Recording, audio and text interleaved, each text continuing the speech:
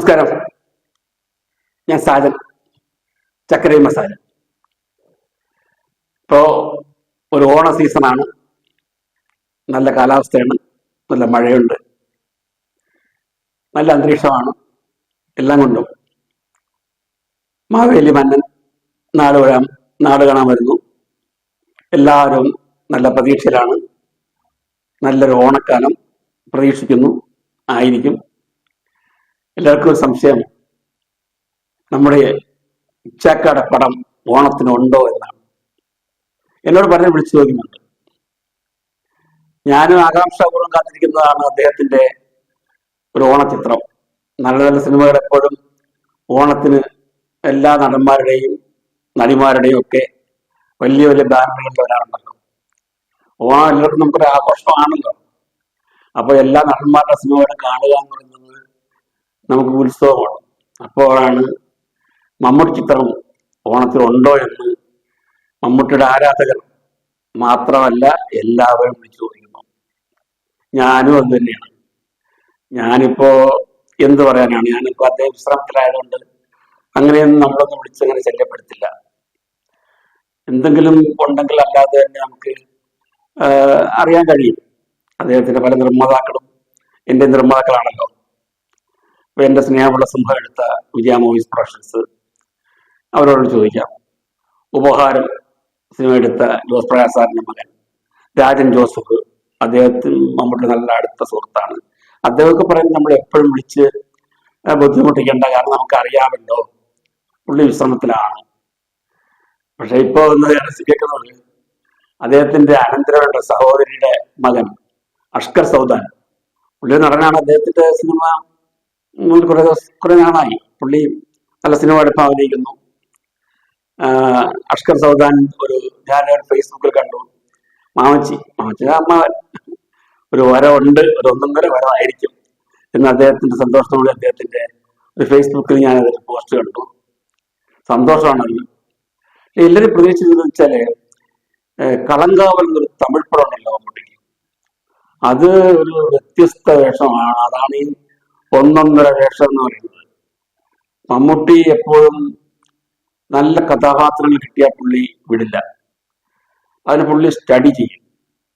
ആദ്യകാലങ്ങളിലൊക്കെ ഒരു വർഷം 30-35 സിനിമകളിലൊക്കെ അഭിനയിച്ചിട്ടുണ്ടെന്ന് മമ്മൂട്ടി അന്നും സെലക്റ്റീവാണ് എന്ന് പറയാം, കാരണം കഥാപാത്രങ്ങൾക്ക് അങ്ങനെയായിരുന്നു. പക്ഷെ എങ്കിലും നല്ലൊരു ഫാമിലിയിൽ അദ്ദേഹത്തിന്റെ സിനിമകൾ എങ്ങനെ വരണം എന്നുള്ള നിർബന്ധം അദ്ദേഹത്തിനുണ്ടായിരുന്നു. ആ കാലത്താണ് ഞാൻ എൻ്റെ സ്നേഹമുള്ള സുഖം മമ്മൂട്ടിയെ ഞാൻ സമീപിക്കുന്നത്.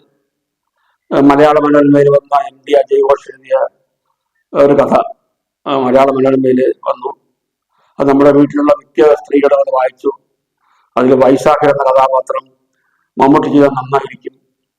അങ്ങനെ SL സ്വാമിയും ഞാനും ആ കഥ വായിച്ചു, നന്നായിരിക്കുന്നു. അതുമായിട്ടാണ് പുള്ളിയെ നമ്മളിന്ന് സമീപിക്കുന്നത്. അദ്ദേഹം ആദ്യം ഈ കഥ മുഴുവൻ കേട്ട ശേഷം പറഞ്ഞു, ഇത് നല്ല ക്യാരക്ടറൊക്കെ തന്നെയാണ് വൈശാഖൻ, പക്ഷേ ഞാനിപ്പോ അഭിനയിച്ചുകൊണ്ടിരിക്കുന്ന പറഞ്ഞാല് ഒരു പ്രത്യേക, കാരണം സ്ത്രീ കഥാപാത്രങ്ങൾക്ക് മുൻതൂക്കമുള്ള ഒരു നല്ലൊരു ഭർത്താവ് അല്ലെങ്കിൽ നല്ല കാമുകൻ, അങ്ങനത്തെ വേഷമാണ് ചെയ്യുന്നത്. ഇത് ഘടകവിരുദ്ധമായിട്ട് എപ്പോഴും മുഴുക്കുടിയനായിട്ട് ഒരു കഥാപാത്രം ജനങ്ങൾ എങ്ങനെ ആക്സെപ്റ്റ് ചെയ്യുമെന്ന് പുള്ളിക്കാരനൊരു സംശയമെങ്കിലും പുള്ളി കൂടുതലൊന്നും പറയാനൊന്നുമില്ല. അത് ഞങ്ങള് അദ്ദേഹത്തിന് അജയ് ഘോഷും ഞാനും SL സ്വാമിയും പറഞ്ഞു. കഥാപാത്രത്തിന്റെ മേന്മ കാര്യങ്ങളെല്ലാം അദ്ദേഹത്തിന് മനസ്സിലായി. എന്തും ഉൾക്കൊള്ളാനുള്ള ഒരു പ്രത്യേക കഴിവ് പുള്ളിക്കുണ്ട്.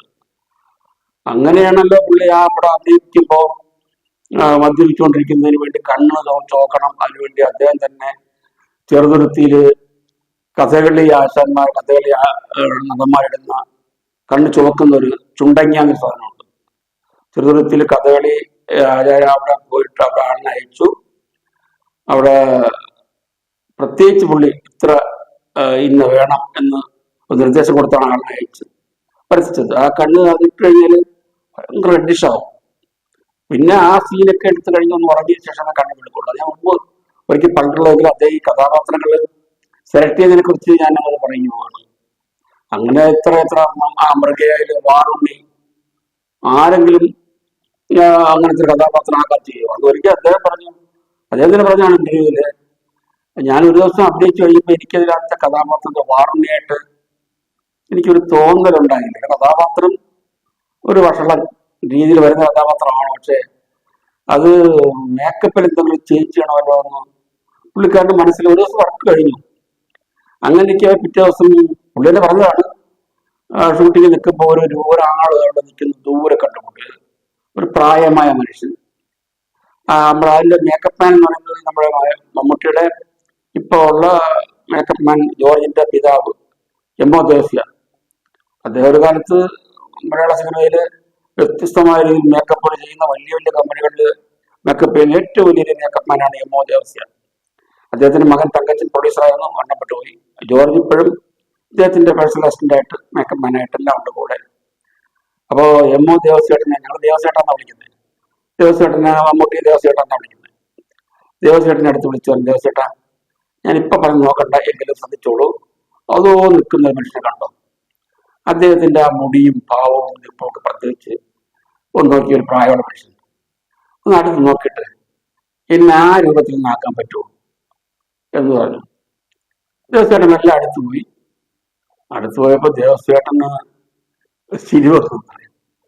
ദേവസ്യേട്ടൻ വന്ന് നമ്മുടെ അടുത്ത്, അല്ല എന്താ ഉദ്ദേശം മനസ്സിലാവുന്നില്ല, ഈ ഇത്രയും നല്ല ഗ്ലാമർ രൂപത്തിന് ഒരുവിധം നമ്മൾ മേക്കപ്പ് ചെയ്തിട്ട് ആ രൂപമാക്കാൻ പറ്റും, എങ്കിലും ഇത് ഒരു പല്ലും കൊഴിഞ്ഞ് മുടിയും ഒരുമാതിരി മുള്ളം വന്നിട്ട് പോലെ മുടിയും ഒരു പ്രത്യേക രൂപവും ഇല്ല ദിവസം ആ രൂപം തന്നെ എന്നെ ആക്കിയെടുക്കണം. എന്നാ പിന്നെ ചെയ്യാം. ഡയറക്ടർക്കും കാണിച്ചു, ഡയറക്ടർക്കും പറഞ്ഞു. ഡയറക്ടർക്ക് സന്തോഷമായി, കാരണം മമ്മൂട്ടി ഇങ്ങനെ പ്രത്യേകിച്ചിട്ട് സൈൻ വെക്കുമ്പോൾ നല്ലതിനായിരിക്കും. മാത്രമല്ല ഐ ശശി പറഞ്ഞ ആരാണ് ഏറ്റവും വലിയ ഡയറക്ടർ, ആർട്ട് ഡയറക്ടർ, ചിത്രകാരൻ ഒക്കെയാണല്ലോ. അദ്ദേഹത്തിന് ദീർഘവീക്ഷണമുണ്ടല്ലോ. ആ വാറുണ്ടി ആയി മാറി. അത് നമുക്കത് ജനങ്ങൾക്ക് എന്തുമാത്രം ഇഷ്ടപ്പെട്ടു. അന്നത്തെ കാലത്ത് ആരെങ്കിലും ഇത്രയും സുന്ദരനായ ഒരു നടൻ ആ ഒരു വേഷത്തിലേക്ക് ഒരു മാറ്റത്തിലേക്ക് ഇഷ്ടപ്പെടുമോ? അപ്പൊ അതാ ഞാൻ പറഞ്ഞത്, അദ്ദേഹം ഏതെങ്കിലും പ്രത്യേകിച്ചൊരു കഥാപാത്രമായി മാറാൻ ഭയങ്കരമായിട്ട് കഠിന പ്രയത്നം ചെയ്ത ഒരാളാണ് മമ്മൂട്ടി. ഭ്രമയുഗം പോരെ, വില്ലൻ നെഗറ്റീവ് വേഷമല്ലേ അത്. ഈയിടെ അതൊരു ഞാൻ ഫേസ്ബുക്കിൽ കണ്ടതാണ്. അദ്ദേഹത്തെ പറ്റി ഒരു ജ്യോതിഷി, ഒരു പ്രായമുള്ള ആൾ പറയുന്നു, മമ്മൂട്ടി ഒരിക്കലും അങ്ങനെ ചെയ്യാൻ പാടില്ലായിരുന്നു. കാരണം അതിൽ പ്രമയുഗത്തിൽ ആ വേഷം ചെയ്യുന്നത് ഒരു ഏതായാലും അറമ്പറ്റ രീതിയിലായി പോകുമായിരുന്നു. അതുകൊണ്ടായിരിക്കാം ഒരു പക്ഷെ പുള്ളിക്ക് ഇപ്പോ ഇത്രയും ആരോഗ്യം സൂക്ഷിക്കുന്ന മമ്മൂട്ടിക്ക്, എല്ലാം ദിനചര്യയുടെ കറക്റ്റായിട്ട് ആഹാരവും ഒക്കെ നോക്കുന്ന വ്യക്തിക്ക് പെട്ടെന്ന് ഇങ്ങനെ അസുഖം വരണമെങ്കിൽ അതിന്റെ കാരണം ഇതായിരിക്കാം എന്നാണ് ജ്യോതിഷ് പറയുന്നത്. പക്ഷെ അതൊക്കെ നമ്മൾ നോക്കുകയാണെങ്കിൽ പണ്ടത്തെ കാലത്ത് യക്ഷി, മാടൻ, മറുത, പിന്നെ യക്ഷികളായിട്ട് എന്തെല്ലാം സ്ത്രീകളാണ് വേഷമെടുത്തവരെ യക്ഷികളാണ് ഒന്നുമല്ല. പിന്നെ തന്നെ ദൈവിക വേഷങ്ങൾ ചെയ്യുന്ന ശ്രീരാമനായിട്ടും ലക്ഷ്മണനായിട്ടും ഒക്കെ നസീർ പ്രേംനസീർ സാർ അത്ര വേഷങ്ങൾ ചെയ്യുന്നു. അപ്പൊ എന്തായാലും വ്യത്യസ്തമായ കഥാപാത്രങ്ങള് കുടിയനായിട്ടും ആഭാസനായിട്ടും നല്ലവനായിട്ടും വികൃതിയായിട്ടും എല്ലാത്തിനും വേഷങ്ങൾ ചെയ്യുന്നു. പക്ഷെ നടന്നാവുള്ളൂ. അത് അന്നത്തെ കാലത്ത് തന്നെ നമുക്ക് അനുഭവം. നസീർ സാറ് ഭ്രാന്തനായിട്ട് വേലായുധനായിട്ട് ഇടിനായിട്ട് ചെയ്തില്ലേ, അടിമകളില് പൊട്ടനായിട്ട് ചെയ്തില്ലേ, പലവട്ടത്തില് വേറെ വലിയ റോളി വേറെ ചെയ്തില്ല. അതുപോലെ സത്യം മാസ്റ്റർ കൊണ്ട് യക്ഷിയായിട്ട് ഒരു മുഖത്തിന്റെ ഒരു ഭാഗം മാത്രം ആസിഡോട് പൊള്ളിപ്പോയ ഒരു വേഷം. അങ്ങനെ എന്തെല്ലാം നല്ല നല്ല വേഷങ്ങളൊക്കെ ചെയ്യുന്നത്.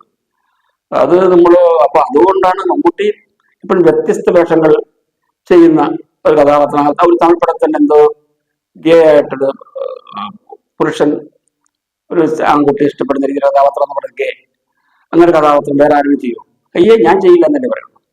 അപ്പൊ അതുകൊണ്ട് മമ്മൂട്ടി ഇപ്പൊ ചെയ്യുന്ന കളങ്കാവറിനെ കുറിച്ചാണ് ഞാൻ ഈ പറഞ്ഞു വരുന്നത്. അതിന്റെ കഥാപാത്രം എന്താണെന്നുള്ള ഏറെക്കുറെ നമുക്കറിയാം. അത് മമ്മൂട്ടി ആ വേഷം ചെയ്യണമെങ്കിൽ എന്തെങ്കിലും ഒരു പ്രത്യേകത ഉണ്ടാവും.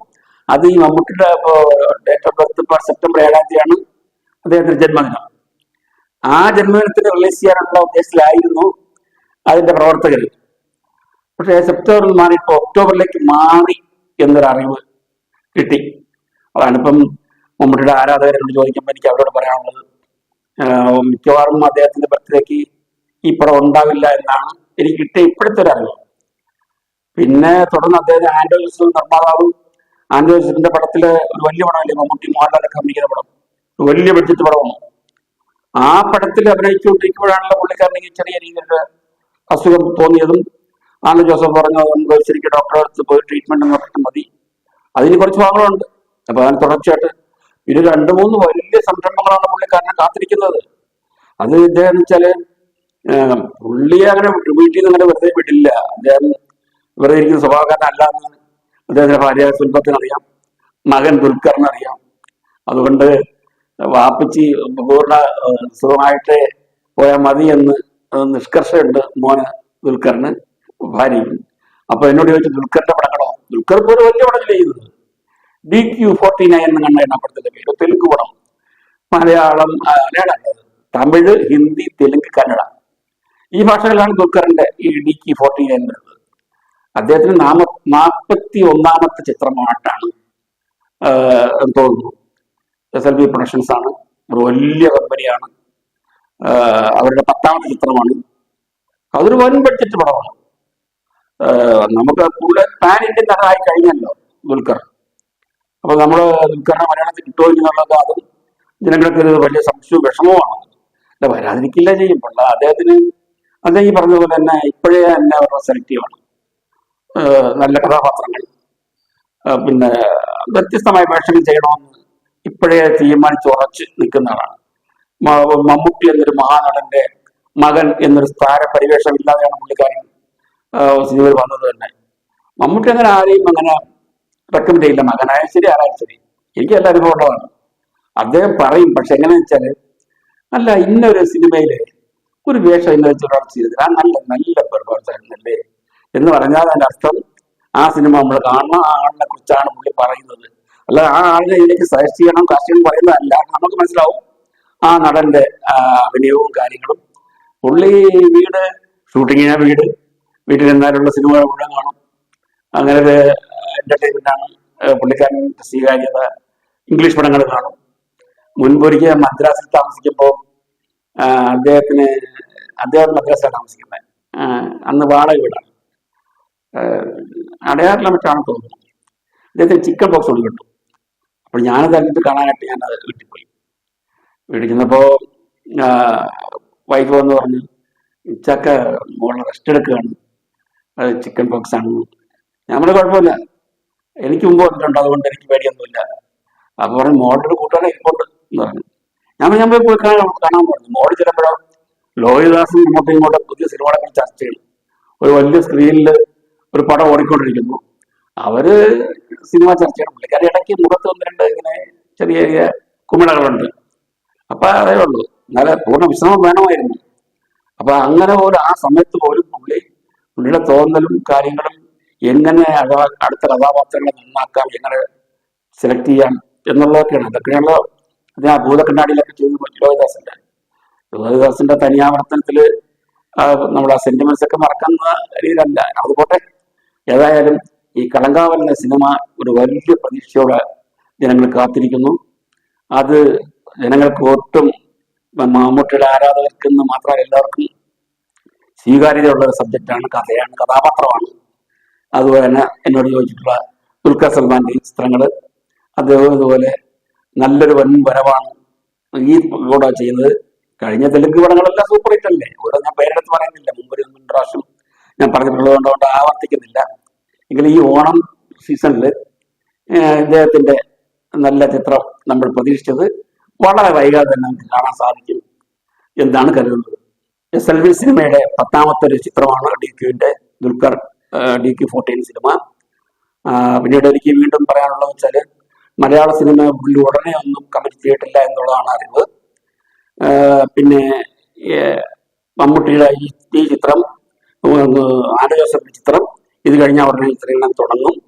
ഏതായാലും ഈ ഓണക്കാലം നല്ലൊരു സിനിമ പ്രേക്ഷകർക്ക് വേണ്ടി കാത്തിരുന്ന പ്രേക്ഷകർക്ക് അദ്ദേഹത്തിന്റെ അഭാവം ഉണ്ടെങ്കിലും നമുക്ക് അദ്ദേഹത്തിന്റെ ആരോഗ്യത്തിന് വേണ്ടി നമുക്ക് പ്രാർത്ഥിക്കാം. പിന്നെ ഈ ഈയിടെ വേറെ സംഭവം എന്ന് വെച്ചാൽ ഞാൻ പറയാൻ വിട്ടുപോയത്, നമ്മുടെ ഇപ്പൊ 2 ഇലക്ഷൻ കഴിഞ്ഞിട്ട് ഒന്ന് അമ്മയുടെ താരങ്ങളുടെ ഒരു ഇലക്ഷൻ, അതില് മമ്മൂട്ടി ഇല്ലാത്തതിന്റെ വിഷമം അവിടെ പലരും പങ്കുവച്ചിരുന്നു. അത് എന്നോട് പലരും ചോദിച്ചപ്പോൾ ഞാനത് പറയാൻ വിട്ടുപോയതാണ്.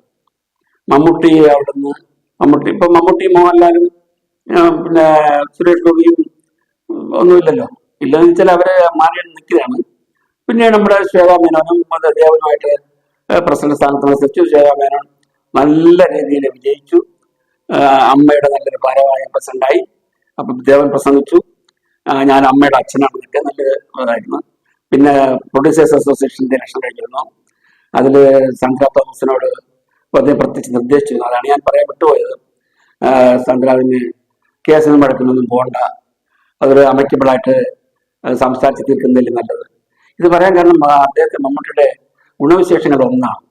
അത് പറയാനാണ് ഞാനിത് വിട്ടുപോയ കാര്യം വീണ്ടും സൂചിപ്പിക്കുന്നത്. ആരൊക്കെ എന്തൊക്കെ പുള്ളിക്കാരന് ആരോപണങ്ങൾ പറഞ്ഞാലും പുള്ളി ഇതുവരെ എന്തെങ്കിലും പുള്ളി പ്രതികരിച്ച് നിങ്ങൾ കണ്ടിട്ടുണ്ടോ? അത് അദ്ദേഹം വെച്ചാല് പഴയ നാസിർ സ്റ്റൈലിലാണ്. അതൊക്കെ ഒരു ന്യൂട്രലായിട്ടല്ലോ, പ്രതികരിക്കാനേ പോകില്ല. നല്ലത് പറഞ്ഞാല് സന്തോഷം, മോശം പറഞ്ഞാലും അതിനെപ്പറ്റി ആ പറഞ്ഞ ആളിനോട് വിദ്വേഷമോ പകയോ ഒന്നും നോക്കുന്ന ആളല്ല പുള്ളി. പ്രതികരിക്കാനേ പോവില്ല.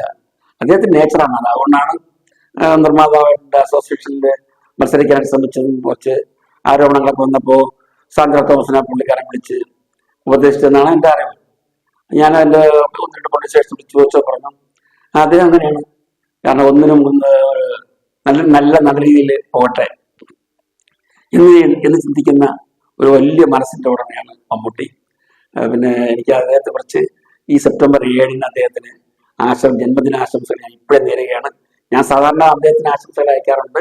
എങ്കിൽ ഞാൻ നിങ്ങളോടൊപ്പം ഞാൻ ആശംസകൾ അയക്കുന്നു. സെപ്റ്റംബർ 7-ാം തീയതിയാണ് അദ്ദേഹത്തിന്റെ ജന്മദിനം. അന്ന് അദ്ദേഹത്തിന്റെ ഈ കളങ്കാവ് വന്നില്ലെങ്കിലും നമുക്ക് നല്ലൊരു വരവിന് വേണ്ടിയിട്ട് നല്ല ചിത്രങ്ങൾക്ക് വേണ്ടി കാത്തിരിക്കാം. തൽക്കാലം ഇത്രയും പറഞ്ഞു നിർത്തുന്നു. നന്ദി, നമസ്കാരം.